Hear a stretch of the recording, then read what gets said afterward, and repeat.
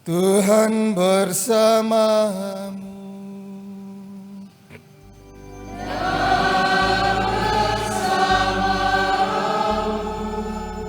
Inilah Injil suci menurut Markus.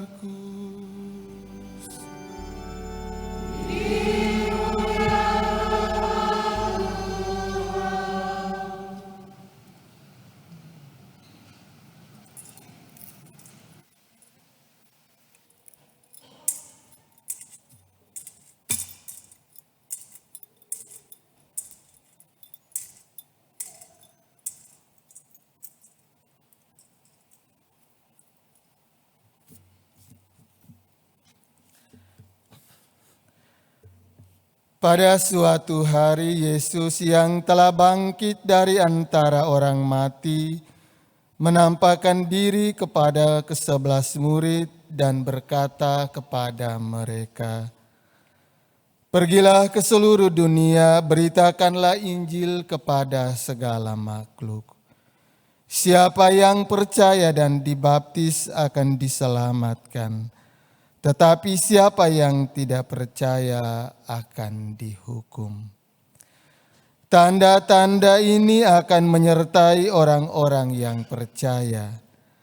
Mereka akan mengusir setan-setan dalam namaku. Mereka akan berbicara dalam bahasa-bahasa yang baru bagi mereka.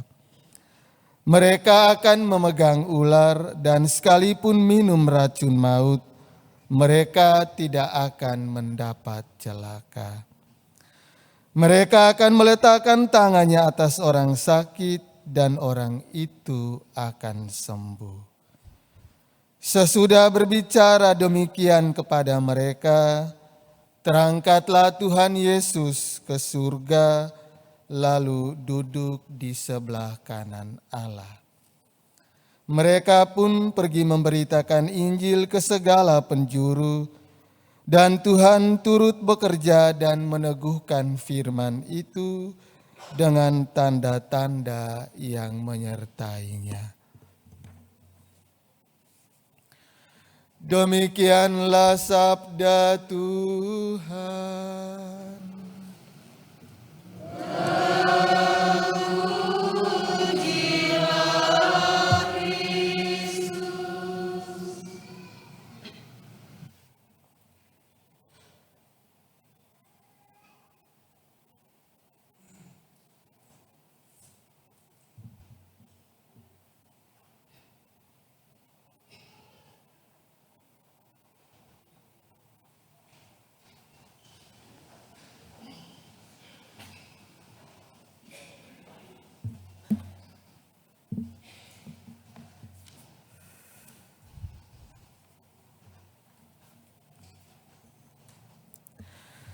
Para suster, oma dan opa, bapak ibu, anak-anak, saudara-saudari, umat beriman yang dikasihi oleh Tuhan kita Yesus Kristus, sekali lagi selamat pagi untuk kita semua. Semua sehat? Puji Tuhan.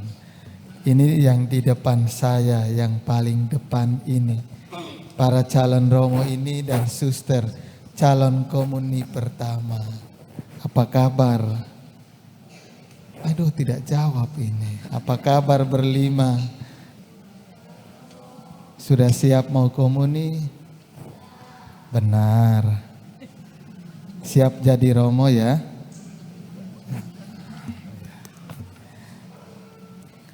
Hari raya kenaikan Tuhan kita Yesus Kristus itu berapa hari setelah Paskah, Bapak Ibu?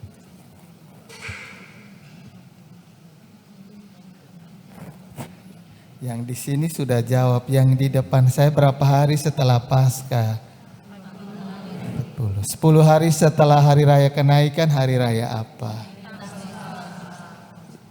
50 hari setelah Paskah, hari raya apa? Pentakosta. Baik, pintar. Kalau kita mengikuti perjalanan hidup Yesus, setelah dia disalibkan, dimakamkan, dan kemudian bangkit. Apa yang terjadi dengan para rasul dan para murid? Banyak di antara mereka kecewa dan putus asa. Yesus yang adalah Tuhan dan Guru mereka ternyata mati tak berdaya di hadapan orang-orang Yahudi, imam-imam kepala, dan ahli-ahli Taurat pada zaman itu. Yesus berjuang luar biasa untuk menumbuhkan kembali kepercayaan para rasul dan para murid.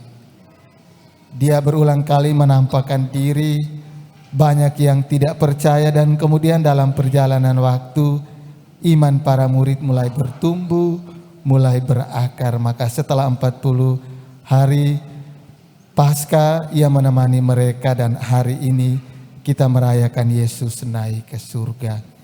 Sebelum Yesus naik ke surga, pada perjamuan malam terakhir dan juga pada saat ia menampakkan diri, ada begitu banyak bekal yang Tuhan Yesus berikan kepada para rasul. Dan hari ini bekal terakhir sebelum ia terangkat ke surga, Yesus memberikan, pergilah ke seluruh dunia dan beritakanlah Injil. Barang siapa percaya dan dibaptis, dia akan selamat. Barang siapa tidak percaya, dia akan dihukum. Yesus, kalau kita merenungkan dengan baik, Yesus itu ibarat orang tua yang luar biasa. Setelah menemani anak-anaknya, setelah Paskah 40 hari menemani anak-anaknya, dan dia merasa bahwa anak-anak, para rasul dan para murid sudah matang, sudah bisa mandiri. Dia kembali bersatu dengan Bapa di surga. Fisiknya kembali bersatu dengan Bapa, tetapi sabdanya adalah sabda yang hidup. Yesus selalu menemani kita dengan rohnya, yakni Roh Kudus yang dijanjikannya kepada kita. Kalau ia terangkat ke surga bersatu dengan Bapa di surga, maka dia akan mengirim Roh Kudus yang selalu menemani dan menyertai perjalanan kita. Belajar dari Yesus Bapak Ibu, ketika kita mampu memberikan bekal iman, harapan, dan kasih kepada anak-anak, pada saatnya kita harus melepaskan mereka untuk menjadi pribadi yang matang dan mandiri. Anak-anak sudah besar, tidak perlu selalu dituntun dan dikekang oleh orang tuanya. Yang terpenting kita memberikan bekal yang cukup untuk kehidupan mereka, untuk iman mereka, dan juga untuk kehidupan sosial mereka. Dan Yesus memantau kita, dan ketika kita taat dan percaya kepada sabda yang diwariskannya, maka kita akan memiliki hidup. Barang siapa percaya dan dibaptis, ia akan selamat. Tetapi barang siapa yang tidak percaya, dia akan dihukum. Kita semua yang hadir dalam Ekaristi Kudus ini sedang berproses untuk mendewasakan iman, harapan, dan cinta kita. Terkadang itu banyak pengalaman, terkadang berada dalam situasi yang sulit. Orang Katolik itu mencari pertolongan dari luar. Dalam Injil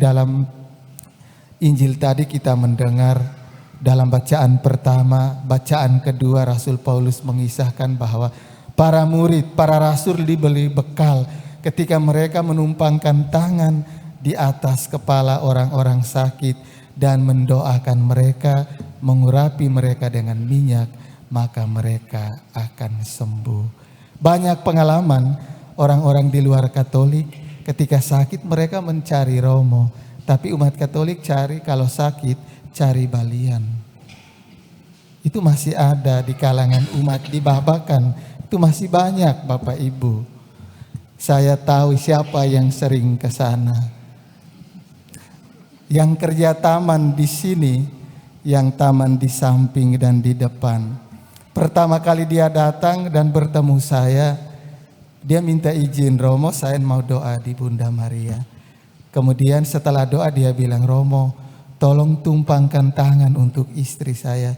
Dia orang Hindu dari kapal sana. Nah, dia minta Romo, dia yakin doa seorang imam itu punya kuasa.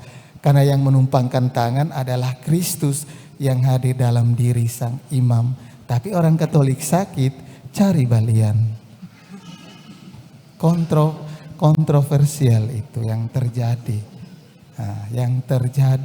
Jadi renungkan itu baik-baik Bapak Ibu. Ada begitu banyak pengalaman. Ya. Ketika imam menumpangkan tangan tanpa berkata-kata, itu saat pencurahan Roh Kudus. Maka banyak pengalaman yang saya alami ketika menumpangkan tangan, banyak orang berteriak karena kerasukan. Karena apa? Ada pertentangan antara Roh Kudus dan roh yang lain yang ada di dalam tubuh orang itu. Roh Kudus hadir untuk memenuhi umatnya, sementara di dalam diri umatnya ada kekuatan lain. Berteriaklah orang itu, Romo lepaskan saya takut sama Tuhan Yesus. Itu yang terjadi.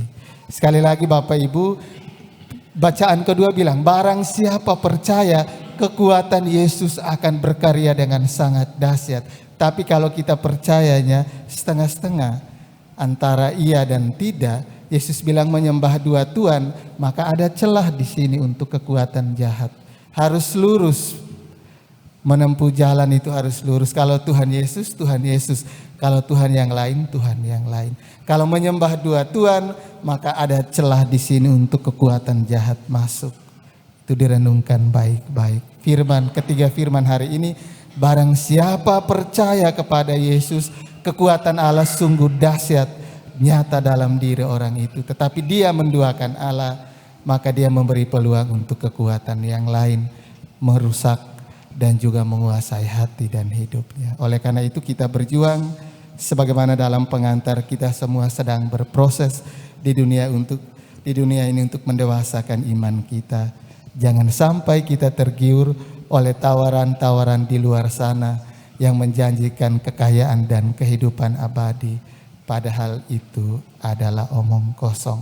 Mari kita berjuang, semoga iman kita semakin teguh kepada Yesus yang selalu hadir dan menyertai kita.